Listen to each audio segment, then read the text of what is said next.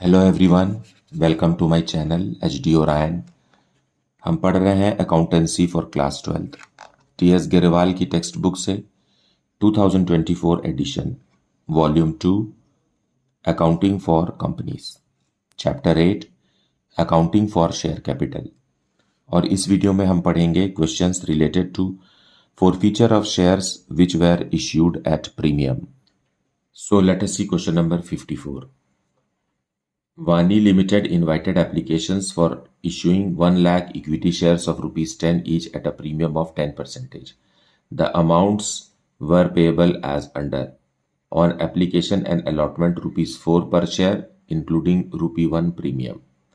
On first call rupees 4 per share. On second and final call rupees 3 per share. Applications for 1,50,000 shares were received and pro rata allotment was made to all the applicants. Excess application money was adjusted towards sums due on calls. Parth, a shareholder who had applied for 600 shares, did not pay the first call, means this 4 rupees per share. His shares were forfeited. The second and final call was not yet made. Half of the forfeited shares were reissued at rupees 8 per share, fully paid up. Journalize the above transactions in the books of Vani Limited by opening calls in arrears and calls in advance account wherever necessary. Let us see the solution.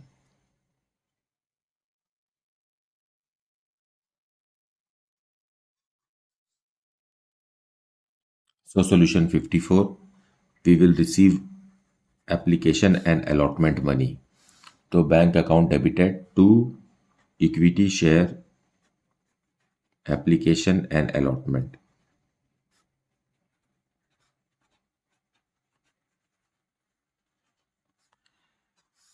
Company के पास 1 lakh equity shares हैं, लेकिन 1,50,000 equity shares के लिए application आ गया।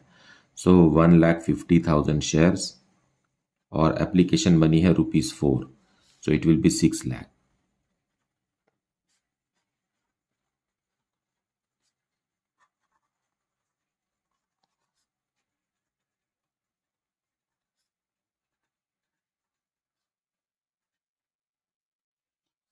Being received applications. Now अब इस एप्लीकेशंस को हम ट्रांसफर करेंगे। So where equity share application and allotment account debit हो जाएगा,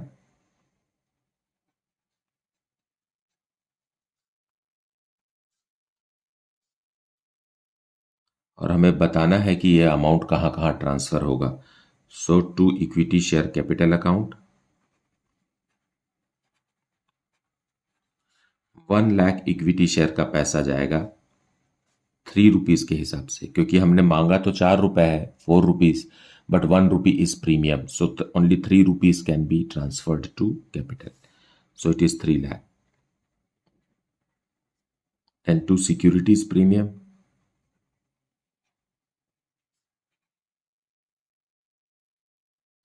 ₹1 lakh इक्विटी शेयर्स पर 1 रुपीज। देखिए, सिक्योरिटीज प्रीमियम का जो अकाउंट ओपन होगा यह हमेशा ड्यू की एंट्री या ट्रांसफर की एंट्री के साथ होगा, कभी भी बैंक के साथ नहीं होगा। अब आगे क्वेश्चन में लिखा है कि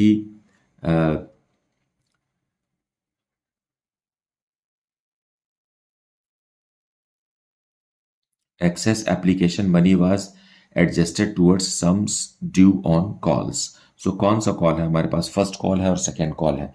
तो जो भी पैसा ड्यू कर रहे हैं, ये एक्सेस एप्लीकेशन मनी कितना 2 lakh rupees excess application money है, ये हम रिफंड नहीं करेंगे, ये फर्स्ट कॉल और सेकेंड कॉल के लिए कंपनी रिटेन कर लेगी।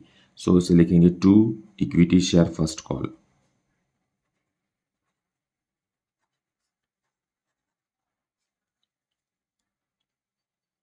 अच्छा, एक बात है कि इक्विटी शेयर फर्स्ट कॉल के लिए हम रिटेन कर रहे हैं, लेकिन अकाउंट हम ओपन करेंगे calls in advance.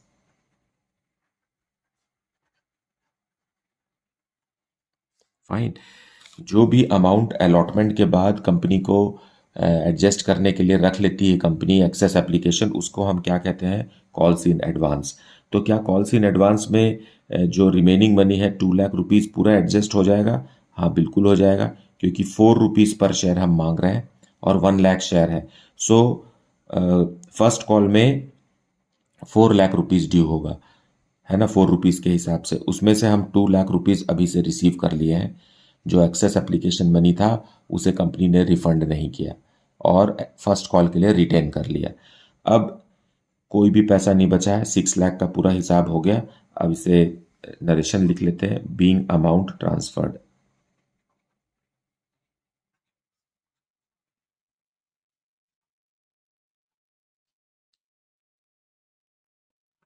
Now first call due करेंगे। So equity share first call account debited to equity share capital account.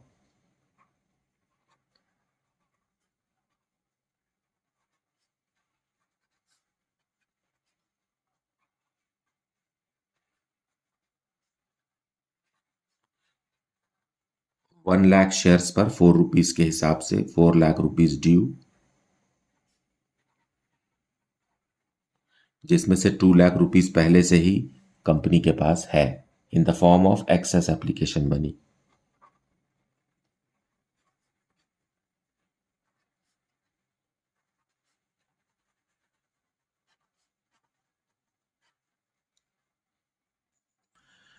सो अब अमाउंट रिसीव करेंगे, बैंक अकाउंट डेबिटेड। बैंक में कितना मिलना चाहिए? 4 लाख में से 2 लाख कंपनी के पास पहले ही मिल चुका है, सो बाकी का 2 लाख रुपीज़ मिलना चाहिए।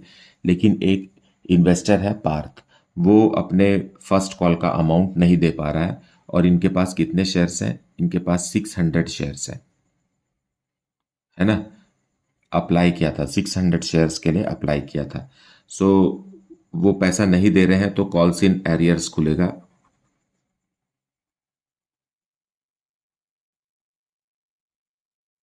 ठीक। और ये कॉल्स इन एडवांस को हम क्लोज भी करेंगे यहां पर।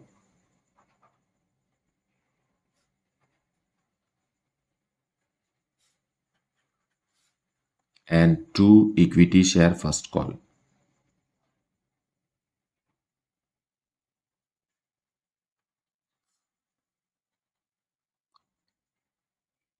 एडवांस क्लोज हो गया 2 लाख रुपीज से, यही वाला एडवांस। अब हमें पता लगाना है कि कॉल्स इन एरियर्स में कितना अमाउंट है। फाइन, पहले नरेशन लिख लेते हैं।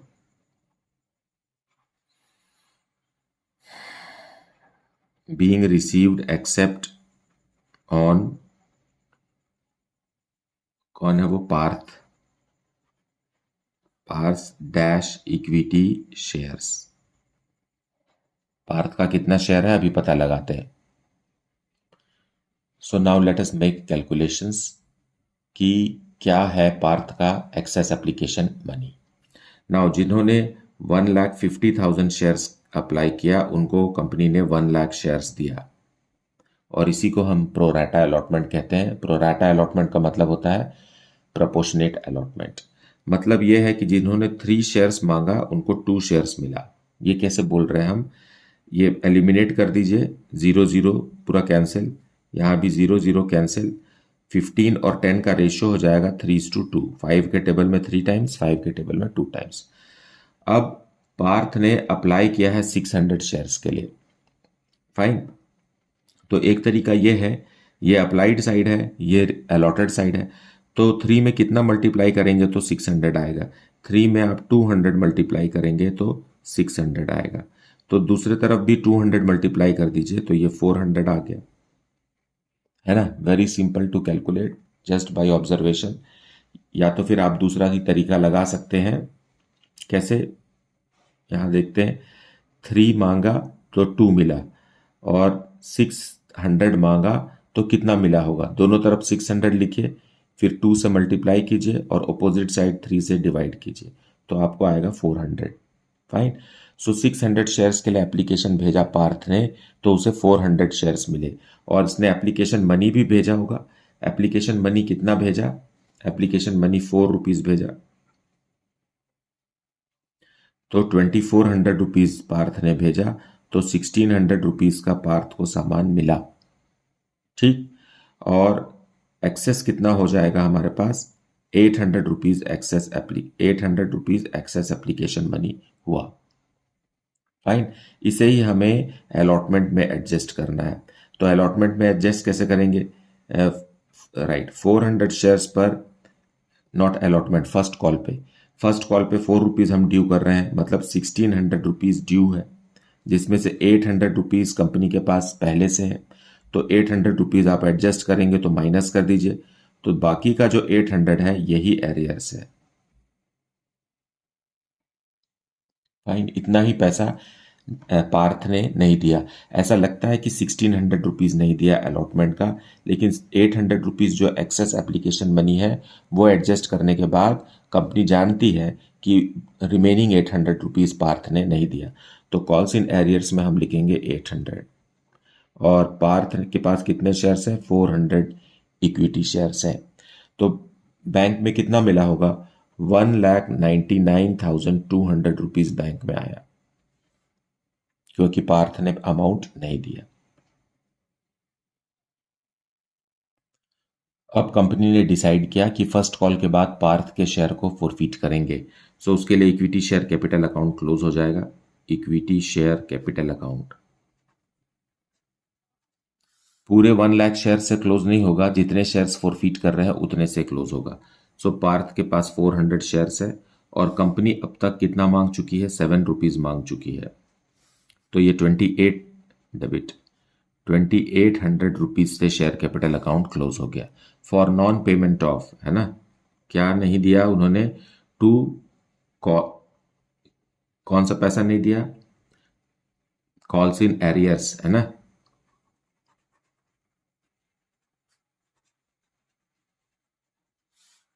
800 रुपीज़ नहीं दिया, और जो दिया वो जब्त हो जाएगा, उसे फोरफिटेड शेयर में डालेंगे। 2800 माइनस 800 इज 2000। सो उसने सिर्फ 2000 रुपीज़ पे किया था कंपनी को एप्लीकेशन के समय, वो कंपनी ने फोरफिट कर लिया। being 800 equity shares forfeited।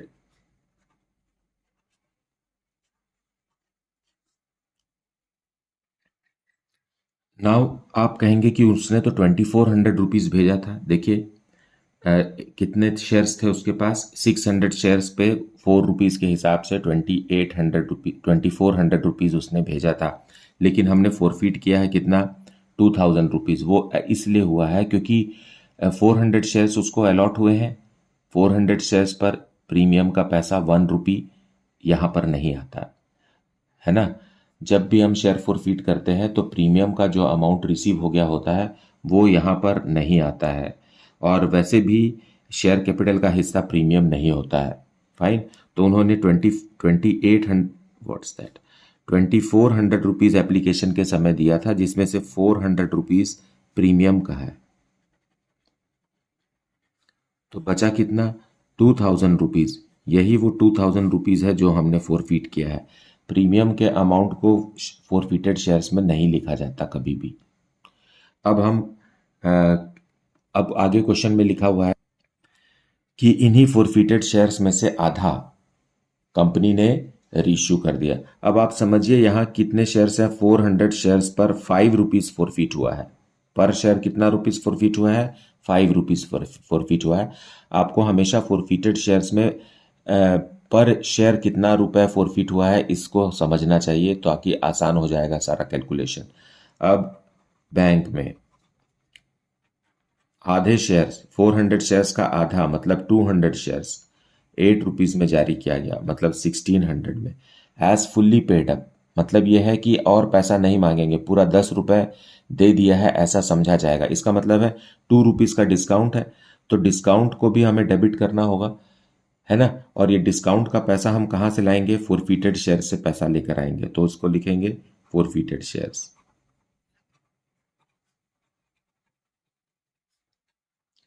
200 shares पर 2 रुपीज़ डिस्काउंट, मतलब 400 rupees discount.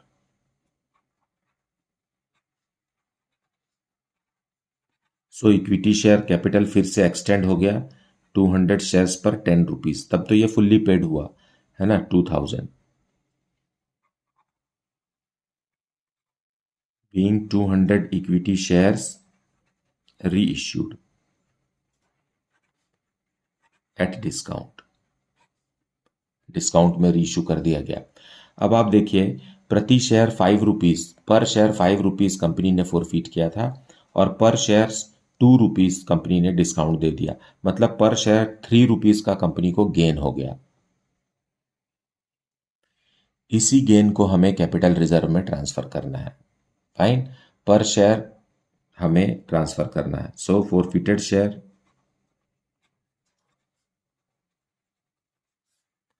Account debited to capital reserve.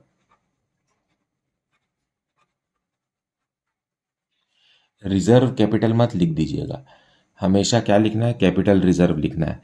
तो देखिए 5 रुपीज पर शेयर कंपनी ने फोरफीट किया है यहाँ, और इसमें से 2 रुपीज पर शेयर कंपनी ने यूज कर लिया है as a discount on reissue. अब इसी पैसे को हमें कैपिटल रिजर्व में ट्रांसफर करना है ऑन 200 री इश्यूड शेयर्स। तो 3 rupees into 2 is 600 rupees transfer होगा। सो 2000 रुपीज जब्त हुआ था, उसमें से 400 रुपए का डिस्काउंट दे दिए, 600 रुपीज ट्रांसफर हो गया। और रिमेनिंग 1000 जो है वो रिमेनिंग 200 शेयर्स के लिए है। जब वो रीइश्यू होंगे तब फर्म कंपनी सोचेगी कि करना क्या है।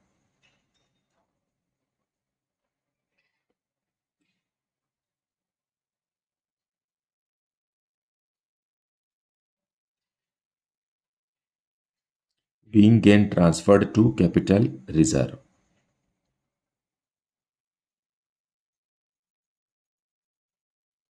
So this is how the solution is made. सो मुझे उम्मीद है कि आपने वीडियो को अच्छे से देखा है और कॉन्सेप्ट को समझ लिया है। अगर कुछ डाउट है then please put it in the comment section, और कमेंट सेक्शन में ये भी बताइए कि आप किस शहर से इस वीडियो को देख रहे हैं, और अपने फ्रेंड्स को इस चैनल के बारे में बताइए ताकि वो भी आपकी तरह अच्छे से पढ़ाई कर सकें। और आप कॉम्पिटिटिव एग्जाम्स की तैयारी कर रहे हैं तो उसमें भी ये वीडियोस काफ़ी काम आएंगे। Thank you so much for liking, subscribing and sharing this channel. Thank you so much for watching this video.